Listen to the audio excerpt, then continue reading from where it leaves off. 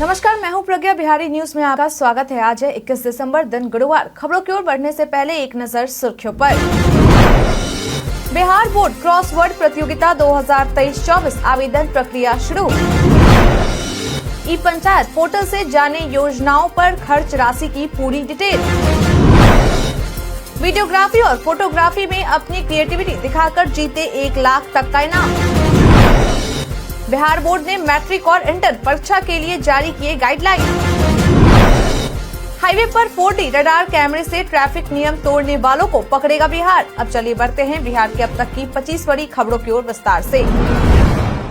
Central bank of India में 484 पद पर निकली भर्ती। सार्वजनिक क्षेत्र के राष्ट्रीय बैंकों में से एक सेंट्रल बैंक ऑफ इंडिया ने दिल्ली, उत्तर प्रदेश, राजस्थान, बिहार, उड़ीसा, महाराष्ट्र, झारखंड, मध्य प्रदेश और छत्तीसगढ़ में स्थित ब्रांचों में सफाई कर्मचारी कम सब स्टाफ और सब स्टाफ के 484 पदों पर भर्ती निकाली है। ऐसे में वो लोग जो इसके लिए आवेदन करना चाहते हैं वह https://ibps.online.ibps.in/cbiskssnov23/ पर जाकर ऑनलाइन तरीके से अपना आवेदन कर सकते हैं। बता दें कि आवेदन करने की अंतिम तारीख 9 जनवरी 2024 तक निर्धारित की गई है। इसके लिए अगर शैक्षणिक योग्यता की बात करें तो उम्मीदवार को किसी भी मान्यता प्राप्त बोर्ड से कक्षा 8वीं की परीक्षा उत्तीर्ण होना अनिवार्य है और साथ ही उम्मीदवार की आयु 18 वर्ष से कम और 26 वर्ष से अधिक नहीं होनी चाहिए। इससे जुड़ी अधिक जानकारी के लिए एक बार जारी किए गए नोटिफिकेशन को जरूर देख लें। बिहार बोर्ड क्रॉसवर्ड प्रतियोगिता 2023-24 आवेदन प्रक्रिया शुरू। राज्य के सभी सरकारी स्कूलों में कक्षा 9वीं से 12वीं तक में पढ़ने वाले छात्र छात्राओं में ज्ञान क्षमता निर्माण, भाषाई ज्ञान और बौद्धिक विकास हो सके, इस उद्देश्य से बिहार विद्यालय परीक्षा समिति के द्वारा क्रॉसवर्ड प्रतियोगिता का आयोजन किया जा रहा है। बता दें कि यह प्रतियोगिता 3 स्तरों में आयोजित की जाती है। पहला क्षेत्र स्तर, दूसरा जिला स्तर और तीसरा राज्य स्तर। ऐसे में वो छात्र जो इस प्रतियोगिता में भाग लेना चाहते हैं वह वेबसाइट http://www.b3c.biharboardonline.com पर जाकर अपना रजिस्ट्रेशन करवा सकते हैं। बता दें कि इसके लिए रजिस्ट्रेशन करने की अंतिम तारीख 28 दिसंबर 2023 तक निर्धारित की गई है। वहीं इसके लिए अभ्यास सत्र 25 दिसंबर से 27 दिसंबर तक चलेगा और फिर ऑनलाइन स्कोरिंग राउंड 28 दिसंबर 2023 से 7 जनवरी 2024 तक होगा। जिला शिक्षा पदाधिकारी द्वारा 10 जनवरी 2024 को जिला स्तर पर चयनित 3 सर्वोच्च स्थान प्राप्त करने वाले प्रतिभागियों को पुरस्कृत किया जाएगा। बिहारी पहचान में आज हम बात करेंगे शिल्पा सिंह के बारे में। शिल्पा सिंह एक भारतीय गायिका, डांसर, मॉडल और सौंदर्य प्रतियोगिता की खिताब धारक हैं। वह IAM she miss universe India 2012 में उपविजेता रही। उन्होंने लास वेगास में मिस यूनिवर्स 2012 प्रतियोगिता में भारत का प्रतिनिधित्व किया और 9.6 के स्कोर के साथ साक्षात्कार प्रारंभिक प्रतियोगिता में शीर्ष पर रहने के बाद सेमीफाइनलिस्ट में से एक बनी। शिल्पा सिंह ने 2019 में इंडियन स्कूल ऑफ बिजनेस से स्नातक किया और वर्तमान में गूगल के साथ काम करती हैं। उसने पहले बीटेक पूरा किया था। मुंबई से कंप्यूटर साइंस में वह क्यूब 26 के लिए काम करती हैं। अक्टूबर 2012 में शिल्पा सिंह ने IMC 2012 की मूल विजेता उर्वशी रौतेला की जगह ली, जो प्रतिस्पर्धा के लिए बहुत छोटी पाई गई थी। यह एक भारतीय नृत्यांगना, मॉडल और सौंदर्य प्रतियोगिता की खिताब धारक है। ई पंचायत पोर्टल से जाने योजनाओं पर खर्च राशि की पूरी डिटेल। अगर आप भी जानना चाहते हैं कि पंचायत के विकास योजना में मिली राशि का खर्च कैसे किया गया है तो आपके लिए ई पंचायत पोर्टल मददगार साबित हो सकता है। बता दें कि आप या कोई भी व्यक्ति इस पोर्टल की मदद से विकास योजनाओं में मिली राशि एवं खर्च का ब्यौरा जान सकता है। बता दें कि ई पंचायत पोर्टल द्वारा राज्य वित्त आयोग, राज्य योजना, मुख्यमंत्री 7 निश्चय योजना का अनुश्रवण किया जाना है। इसमें सिस्टम वित्त आयोग के अंतर्गत विभिन्न प्रकार के लेन देन भी शामिल हैं। मालूम हो कि सिस्टम वित्त आयोग की योजनाएं ई पंचायत पोर्टल पर अपलोड करना अनिवार्य है। इसमें योजनाओं की क्रियान्वयन में राशि का वितरण, निकासी एवं ब्यौरा भी रहेगा। इससे लोगों के बीच में भी पूरी तरह पारदर्शिता बनी रहेगी। इस बारे में विभाग का कहना है कि यह पहल योजनाओं में होने वाली गड़बड़ी को रोकने के लिए की जा रही है।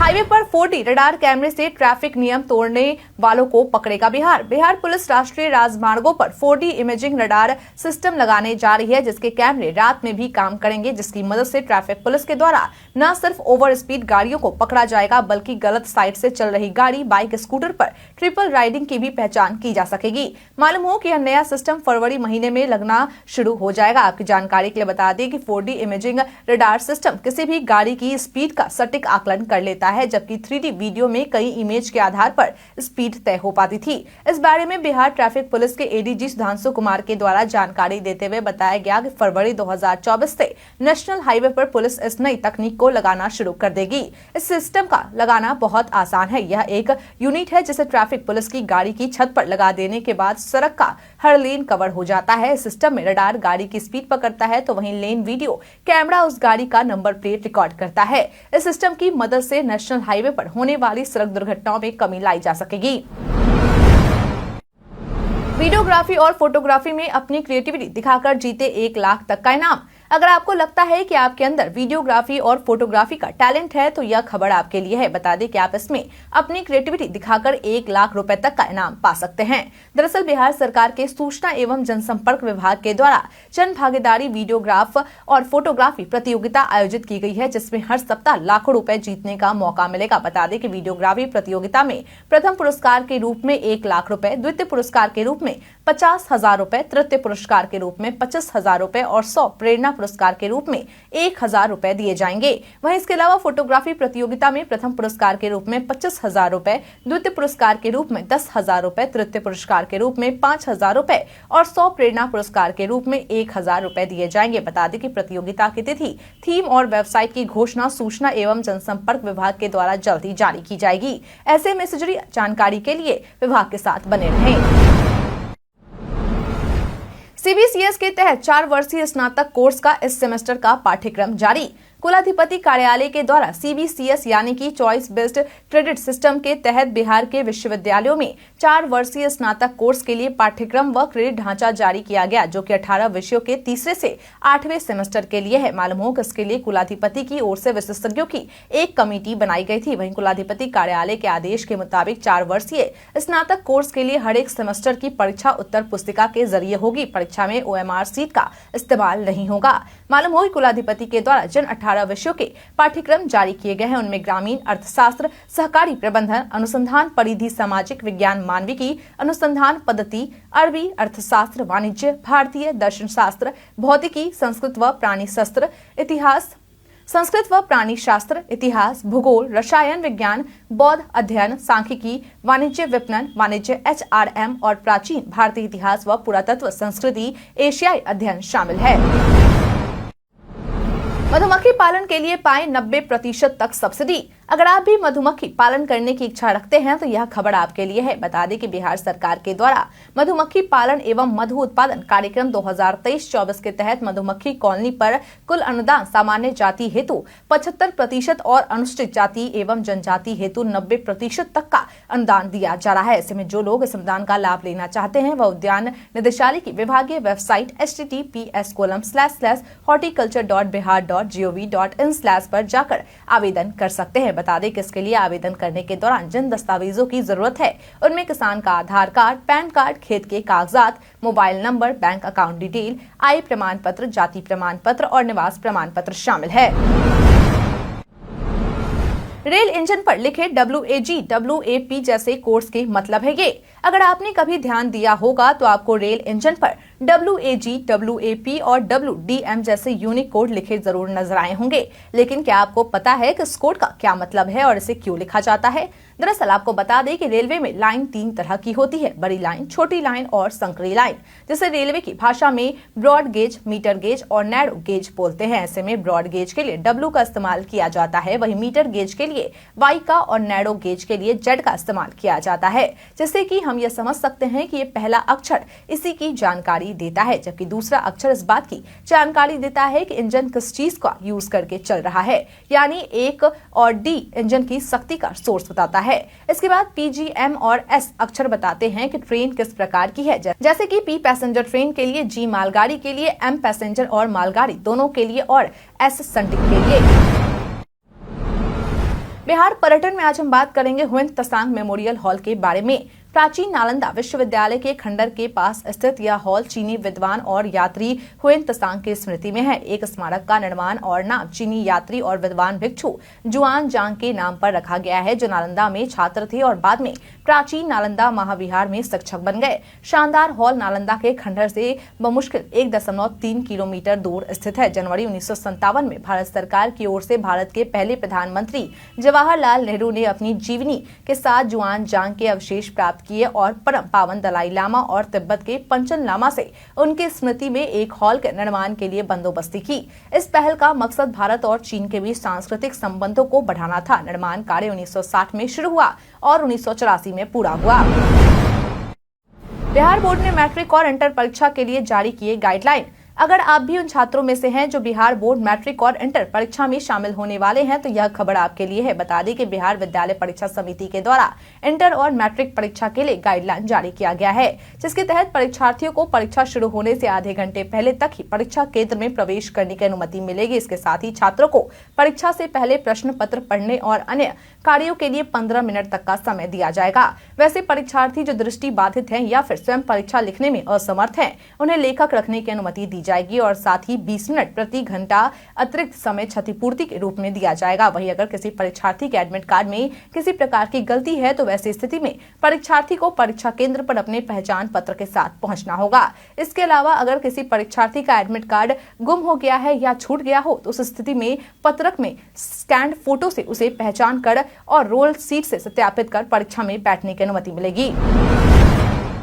सुशांत मिश्र ने 90% अंक लाकर अपने क्रिकेट खेलने के सपने को किया साकार। बीते मंगलवार को आईपीएल 2024 के ऑक्शन में बिहार के दरभंगा के लाल सुशांत मिश्र को गुजरात टाइटंस के द्वारा 2.20 करोड़ रुपए में खरीदा गया। ऐसे में सुशांत मिश्र की इस उपलब्धि पर उनके दादा कृष्णनंदन मिश्र फूले नहीं समा रहे। वो मीडिया से बात करते हुए बताते हैं कि सुशांत बचपन से ही पढ़ने में बहुत तेज था, लेकिन मुझे फिक्र थी कि अगर वह खेलकूद में ज्यादा समय देगा तो पढ़ाई बाधित हो जाएगी। यही कारण था कि मैंने उसे क्रिकेट खेलने से मना भी किया था, लेकिन उसने मेरे से यह वादा किया था कि वह अगर 10वीं में 90% से कम मार्क्स लाता है तो वह खेलना बंद कर देगा। लेकिन जब उसने अपने ये वादे पूरा किया तो मैं भी उसे क्रिकेट खेलने के लिए प्रोत्साहित करने लगा। उन्होंने कहा कि मैं समय से उसकी प्रतिभा को नहीं पहचान पाया, इसका मुझे आज भी मलाल है। विनियामक आयोग ने बिजली दर बढ़ाने की याचिका की मंजूर। इस दिन होगी जनसुनवाई। बिहार राज्य विद्युत विनियामक आयोग के द्वारा राज्य में अप्रैल 2024 से बिजली दर बढ़ाने की बिजली कंपनियों के द्वारा 15 दिसंबर 2023 को दी गई याचिका को स्वीकार कर लिया गया है। बता दें कि बिजली कंपनी की ओर से 4.38% की बढ़ोतरी का प्रस्ताव दिया गया है। वहीं अब इस मामले पर बिजली कंपनियों को 25 दिसंबर तक प्रस्तावित टैरिफ को कंपनी की वेबसाइट एवं अन्य माध्यमों से सार्वजनिक रूप से प्रचारित करने का निर्देश दिया गया है और इस प्रस्तावित टैरिफ पर 15 जनवरी 2024 तक इच्छुक व्यक्ति या संस्था आवश्यक दस्तावेजों के साथ अपना दावा, आपत्ति ईमेल, डाक या स्वयं आयोग कार्यालय में जाकर जमा कर सकते हैं। साथ ही 19 जनवरी 2024 से विद्युत प्रमंडलों में जन सुनवाई प्रारंभ किए जाने का निर्णय लिया गया है, जो कि मोतिहारी, पूर्णिया, बिहार शरीफ, सासाराम के बाद पटना में आयोजित होगा और फिर आयोग के निर्णय के आधार पर अप्रैल 2024 से नई बिजली दर लागू होगी। टैक्स डिफॉल्टर वाहन दे अर्थदंड में ऐसे पाएं छूट। बिहार सरकार के परिवहन विभाग के द्वारा टैक्स डिफॉल्टर वाहनों के लिए सुनहरा अवसर दिया गया है, जिसके तहत बकाया दे पथकर एकमुश्त जमा करे और दे अर्थदंड में छूट पा सकते हैं। बता दें कि अस्थायी निबंधन की फीस एकमुश्त जमा करने पर उस पर लगने वाले अर्थदंड से मुक्ति मिलेगी। वहीं वैसे वाहन जिनके विरुद्ध पत्रवाद दायर है उन्हें एकमुश्त राशि कर और अर्थदंड जमा करने पर नीलामी पत्र वापस ले लिया जाएगा और नीलाम पत्र पर ब्याज की राशि भी माफ कर दी जाएगी। बता दें कि इसका लाभ जिनको मिलेगा उनमें टैक्स डिफॉल्टर, निबंधित ट्रैक्टर ट्रेलर के वाहन स्वामी, टैक्स डिफॉल्टर बैटरी चालित वाहन स्वामी, टैक्स डिफॉल्टर निबंधित अनिबंधित परिवहन, गैर परिवहन वाहन स्वामी और ट्रेड टैक्स डिफॉल्टर वाहन डीलर शामिल है। मालूम हो कि सुविधा बिहार के गजट में प्रकाशित अधिसूचना की तिथि तक ही डिफॉल्टर के मामले में लागू होगी, जो कि 7 फरवरी 2024 तक निर्धारित की गई है। बिहार के कई जिलों में गिरा तापमान। बिहार में मौसम ने करवट ले ली है। ठंड से लोगों का ठिठुरना शुरू हो गया है। प्रदेश के कई शहरों के तापमान में गिरावट दर्ज की जा रही। सुबह, शाम और रात में लोगों को ठिठुरन महसूस हो रही है। हालांकि दोपहर में हल्की धूप निकलने से लोगों को ठिठुरन थोड़ी कम महसूस हो रही। पटना मौसम विज्ञान केंद्र के अनुसार अगले 24 घंटों के दौरान राज्य का मौसम शुष्क रहेगा। अधिकतम और न्यूनतम तापमान में किसी विशेष परिवर्तन का पूर्वानुमान नहीं है।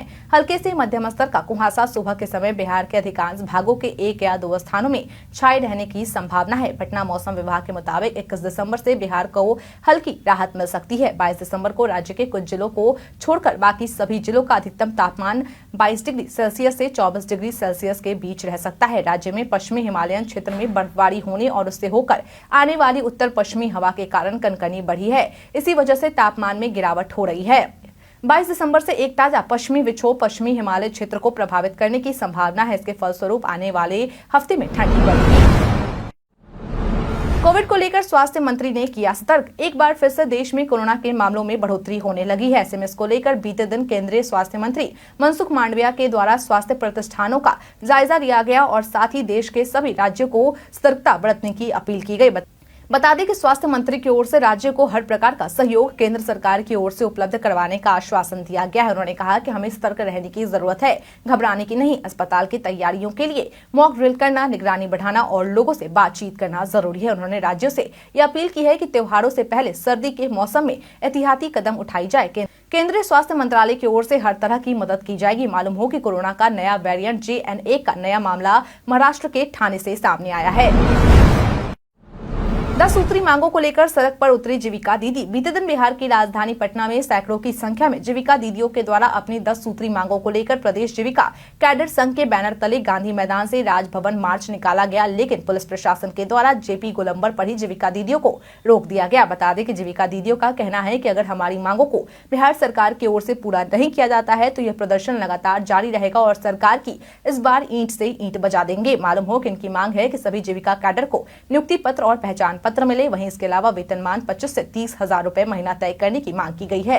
साथ ही उन लोगों ने कहा है कि उन्हें अस्थायी रूप से 60 साल के लिए नौकरी दी जाए। वहीं काम से हटाने की धमकी देने वाले पर रोक लगे और उन पर कार्रवाई हो। प्रखंड स्तर पर काम करने वाले कैडर का मानदेय 1800 रुपए किया जाए। सभी दीदी को भ्रमण के लिए 4000, 3000, 2000 और 1000 यात्रा भत्ता मिले।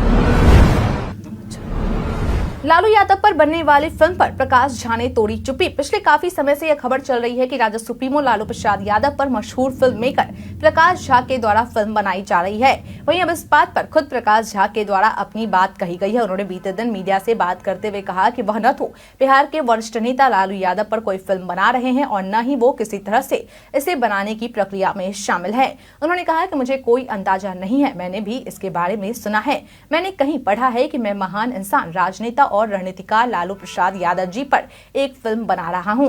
मुझे लगता है कि यह एक अद्भुत विषय होगा, लेकिन दुर्भाग्य से मैं इसमें शामिल नहीं हूं। ऐसे में अब प्रकाश झा के इस बयान से यह स्पष्ट हो गया है कि राज्य सुप्रीमो लालू प्रसाद यादव पर उनके द्वारा कोई फिल्म नहीं बनाई जा रही। इंडिया गठबंधन के बैठक के बाद सीएम नीतीश पर उपेंद्र कुशवाहा का तंज। इंडिया गठबंधन के बैठक के बाद बीते दिन पूर्व मंत्री और RLJD प्रमुख उपेंद्र कुशवाहा के द्वारा बिहार के मुख्यमंत्री नीतीश कुमार पर तंज कसा गया। उन्होंने कहा कि इंडी गठबंधन में श्री नीतीश कुमार जी की हालत पर एक शेर याद आता है कि न खुदा ही मिला, न विशाल ए सनम, न इधर के रहे न उधर के हुए हम। अब तो इंडी गठबंधन ने नीतीश जी को PM उम्मीदवार बनाने से साफ मना कर दिया। इधर बिहार में श्री लालू प्रसाद यादव जी भी नीतीश जी को CM कुर्सी छोड़ने का दबाव बनाएंगे और भाई साहब मान गए तो ठीक, नहीं तो राजद के लोग धकियाकर नीतीश जी को CM की कुर्सी से हटा देंगे। फिर तो बड़के भैया क्या PM और क्या CM, सारे रेस से बाहर हो जाएंगे। मालूम हो कि यह तंज उपेंद्र कुशवाहा के द्वारा CM नीतीश पर इंडिया गठबंधन के बैठक में उन्हें संयोजक नहीं बनाए जाने और न ही PM पद का उम्मीदवार घोषित किए जाने पर कहा गया है। लैंड फॉर जॉब केस में इस दिन होगी सुनवाई, तेजस्वी जाएंगे ऑस्ट्रेलिया। बीते दिन लैंड फॉर जॉब केस में नई दिल्ली के CBI special Rouse Avenue court के द्वारा सुनवाई की गई, जिसमें राजद सुप्रीमो लालू प्रसाद यादव और बिहार के उप मुख्यमंत्री तेजस्वी यादव सशरीर उपस्थित नहीं रहे। दरअसल इनके द्वारा अदालत में पेशी से छूट मांगी गई है। वहीं अब इस मामले पर अगली सुनवाई 6 जनवरी 2024 तक टाल दी गई है। बता दें कि इस दौरान उप मुख्यमंत्री तेजस्वी यादव के द्वारा कोर्ट से ऑस्ट्रेलिया जाने की इजाजत मांगी गई। वकील के द्वारा कोर्ट में तेजस्वी का पासपोर्ट रिलीज करने की मांग की गई है। उन्होंने कहा कि तेजस्वी यादव अगले महीने ऑस्ट्रेलिया जाना चाहते हैं, उन्हें अनुमति दी जाए। ऐसे में अब कोर्ट के द्वारा इस अर्जी पर शुक्रवार को यानी कि 22 दिसंबर को सुनवाई की जाएगी। वहीं सबके बीच ईडी के द्वारा तेजस्वी यादव को 22 दिसंबर को और लालू यादव को 27 दिसंबर को पूछताछ के लिए हाजिर होने का समन भेजा गया है। सीएम नीतीश ने की जेडीयू सांसदों के साथ बैठक। बीते दिन बिहार के मुख्यमंत्री नीतीश कुमार के द्वारा दिल्ली के कामराज लेन आवास पर जेडीयू सांसदों एवं नेताओं के साथ मुलाकात की गई। बता दें कि इस दौरान पार्टी के राष्ट्रीय अध्यक्ष ललन सिंह भी वहां मौजूद रहे। वहीं इस मुलाकात को लेकर हिंदुस्तान में छपी खबर के अनुसार नीतीश कुमार के द्वारा इस दौरान अपने सभी सांसदों को संसदीय क्षेत्र में फोकस करने का निर्देश दिया गया है और साथ ही उन्होंने सांसदों से यह भी कहा है कि कभी भी आम चुनाव की घोषणा हो सकती है, इसलिए तैयार रहें और बिहार में जो भी काम किया है उसके बारे में लोगों को बताएं ताकि वे हमारे द्वारा किए गए कामों से अवगत हो सके। मालूम हो कि 29 दिसंबर को जेडीयू की राष्ट्रीय परिषद की भी बैठक होने वाली है, जो कि नई दिल्ली में ही आयोजित की जाएगी। भारत और दक्षिण अफ्रीका के बीच खेला जाएगा आज वनडे सीरीज का निर्णायक मुकाबला। दक्षिण अफ्रीका की सरजमी पर भारत और दक्षिण अफ्रीका के बीच 3 मैचों की वनडे सीरीज का मुकाबला खेला जा रहा है, जिसमें से पहले मुकाबले में जहां भारत के द्वारा जीत हासिल की गई तो वहीं दूसरे मुकाबले में साउथ अफ्रीका के द्वारा जीत हासिल की गई। ऐसे में अब ये दोनों टीमें 1-1 की बराबरी पर आ गई है। वहीं आज यानी कि 21 दिसंबर 2023 को भारत और साउथ अफ्रीका के बीच इस सीरीज का तीसरा यानी कि आखिरी मुकाबला खेला जाने वाला है। आज के इस मैच में दोनों ही टीमों के द्वारा जीत हासिल कर सीरीज पर अपना कब्जा करने की कोशिश की जाएगी, जिसे देखना बहुत ही रोमांचक होने वाला है। बता दें कि आप इस मैच को शाम 4:30 बजे से टीवी चैनल स्टार स्पोर्ट्स पर देख सकेंगे। वहीं इसके अलावा OTT पर आप इस मैच को Disney+ हॉटस्टार पर देख सकेंगे। इसके साथ इस मैच को national sports channel DD sports पर भी देख सकते हैं। भारत के इतिहास में आज की तारीख है कई कारणों से दर्ज। कांग्रेस अध्यक्ष सोनिया गांधी व बॉलीवुड स्टार शाहरुख खान को 2008 में अमेरिका पत्रिका न्यूज वीक ने दुनिया के 50 शक्तिशाली लोगों की सूची में शामिल किया। बादशाह अकबर के प्रमुख राजपूत सरदार मान सिंह का जन्म 1550 में हुआ। बहुमुखी प्रतिभा के धनी, सामाजिक क्रांति के अग्रदूत तथा छत्तीसगढ़ राज्य में जन जागरणकर्ता सुंदरलाल शर्मा का जन्म 1881 में हुआ। छत्तीसगढ़ में श्रमिक आंदोलन के सूत्रधार तथा सहकारिता आंदोलन के प्रणेता ठाकुर प्यारे लाल सिंह का जन्म 1891 में हुआ। कन्नड़ भाषा के प्रसिद्ध रचनाकार UR अनंत मूर्ति का जन्म 1932 में हुआ। भारतीय क्रिकेट टीम के पूर्व कप्तान कृष्णमचारी श्रीकांत का जन्म 1959 में हुआ। वर्ष 2002 बैच के वन सेवा अधिकारी और 2015 में रेमन मैक्सेस पुरस्कार प्राप्तकर्ता संजीव चतुर्वेदी का जन्म 1974 में हुआ। भारत के आजादी के लिए संघर्षरत क्रांतिकारियों में से एक सोहन सिंह भकना का 1968 में निधन हुआ। भारतीय सिनेमा के महानायक अमिताभ बच्चन की मां तेजी बच्चन का निधन 2007 में हुआ। देश के जाने माने न्यूक्लियर फिजिसिस्ट PK अयंगर का निधन 2011 में हुआ। वायरल में आज हम बात करेंगे मनरेगा के बारे में। सोशल मीडिया पर कई सूचनाएं वायरल होती है, लेकिन सभी सच हो ये जरूरी नहीं है। इसी कड़ी में आज हम बात करेंगे मनरेगा के बारे में। दरअसल PIB ने अपने ट्वीट में लिखा है कि एक फर्जी वेबसाइट http://rozgarsevak.org मनरेगा की आधिकारिक वेबसाइट होने का दावा कर रही है। PIB ने अपने ट्वीट में आगे लिखा है कि यह वेबसाइट भारत सरकार से संबंध नहीं है। मनरेगा की आधिकारिक वेबसाइट हमारे स्क्रीन पर दिखाई जा रही है। व्हाट्सएप पर ऑनलाइन होते हुए भी नजर आए ऑफलाइन। व्हाट्सएप आपकी प्राइवेसी को बनाए रखने के लिए कई तरह के सेफ्टी फीचर ऑफर करता है। इसी में से एक फीचर ऑनलाइन ऑफलाइन स्टेटस से जुड़ा हुआ है। दरअसल बता दें कि अगर आप व्हाट्सएप पर ऑनलाइन हैं लेकिन आप नहीं चाहते कि आपको कोई ऑनलाइन देखे, तो व्हाट्सएप द्वारा जारी किए गए एक फीचर का इस्तेमाल कर ये काम आप कर सकते हैं। ऐसे में ऑनलाइन एक्टिविटी को हाइड करने के लिए आपको अपनी व्हाट्सएप सेटिंग में जाकर प्राइवेसी के ऑप्शन में आना होगा। यहाँ आपको लास्ट सीन एंड ऑनलाइन का ऑप्शन दिखेगा, इस पर क्लिक करें। अब सबसे पहले आपको अपना लास्ट सीन स्टेटस नोबडी में रखना होगा। इसके बाद ऑनलाइन स्टेटस भी अपने आप नोबडी हो जाएगा। जैसी सेटिंग आप लास्ट सीन के लिए चुनते हैं, आप वैसी ही सेटिंग ऑनलाइन के लिए भी चुन सकते हैं। इस सेटिंग को ऑन करने के बाद कोई भी आपको ऑनलाइन नहीं देख पाएगा। ध्यान दें, जब आप इस सेटिंग को ऑन रखेंगे तो आप भी दूसरों का ऑनलाइन स्टेटस नहीं देख पाएंगे। हम प्रतिदिन आपसे 5 ऐसे जरूरी सवाल और उससे जुड़े जवाब बताएंगे जो कि BPSC, बिहार पुलिस दरोगा समेत SSC जैसे अन्य प्रतियोगी परीक्षाओं में काम आएंगे। सवाल इतिहास, बिहार स्पेशल, विज्ञान, करंट अफेयर्स और भूगोल से रहेंगे। पूछे गए 5 सवाल में आपने कितना सही उत्तर दिया, यह हमें कमेंट करके जरूर बताएं। हमारा पहला सवाल है, हाल ही में किस बॉलीवुड अभिनेता को पैटा इंडिया द्वारा वर्ष 2023 के सबसे खूबसूरत शाकाहारी सेलिब्रिटी के रूप में सम्मानित किया गया है? Option A Jackie Shroff, option B Shatrughan Sinha, option C Bobby Deol, option D Tiger Shroff.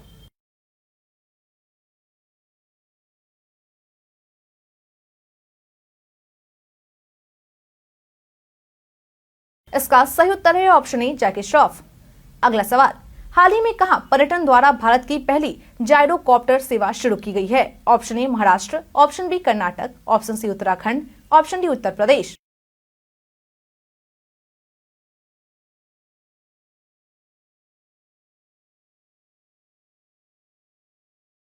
इसका सही उत्तर है ऑप्शन सी उत्तराखंड।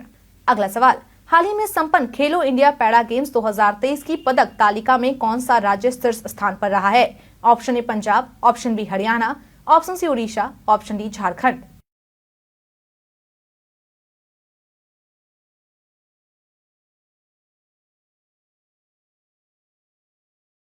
इसका सही उत्तर है ऑप्शन बी हरियाणा। अगला सवाल, बिहार सहित पूर्वी भारत में आर्यों के विस्तार में सहायक थे। ऑप्शन ए व्यापार का विस्तार, ऑप्शन बी लोहे का उपयोग, ऑप्शन सी साम्राज्य विस्तार, ऑप्शन डी कृषि का विस्तार।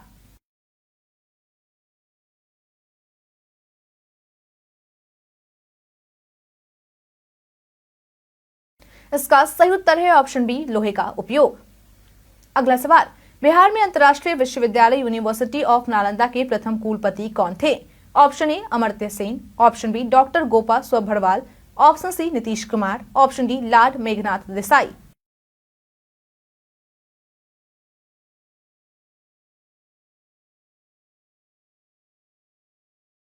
इसका सही उत्तर है ऑप्शन ए अमर्त्य सेन। बीते दिन हमारे द्वारा पूछे गए सवाल का आप लोगों में से बहुत लोगों ने अपना जवाब हमें हमारे कमेंट सेक्शन बॉक्स में लिख कर दिया था। जिन्होंने हमारे द्वारा पूछे गए सवालों का जवाब दिया है उनके नाम है रोशन राज, सदुल्लाह पलवी, विवेक मिश्रा, प्रहलाद कुमार, अरशद अंसारी, बाबूलाल मरांडी, ऋषिकेश शाह, अतीक खान, मोहम्मद सकीर हुसैन, बीना कुमारी, अजय कुमार, कुमारी भारती, खुशबू चौधरी, सोवानंद ठाकुर, सुजीत गोप। इसके साथ ही बढ़ते हैं आज के सवाल की ओर। आज का सवाल है, आपके अनुसार आज भारत और साउथ अफ्रीका के बीच खेले जाने वाले 3 मैचों की वनडे सीरीज के आखिरी मुकाबले में कौन सी टीम जीतकर सीरीज पर कब्जा करेगी? अपना जवाब हमें हमारे कमेंट सेक्शन में लिखकर जरूर बताएं। आज के लिए इतना ही। बिहार के तमाम खबरों के साथ बने रहने देखते रहे बिहारी न्यूज। और साथ ही अगर आप यूट्यूब से देख रहे हैं चैनल को सब्सक्राइब करना, और अगर आप फेसबुक से देख रहे हैं तो पेज को फॉलो करना न भूले। धन्यवाद।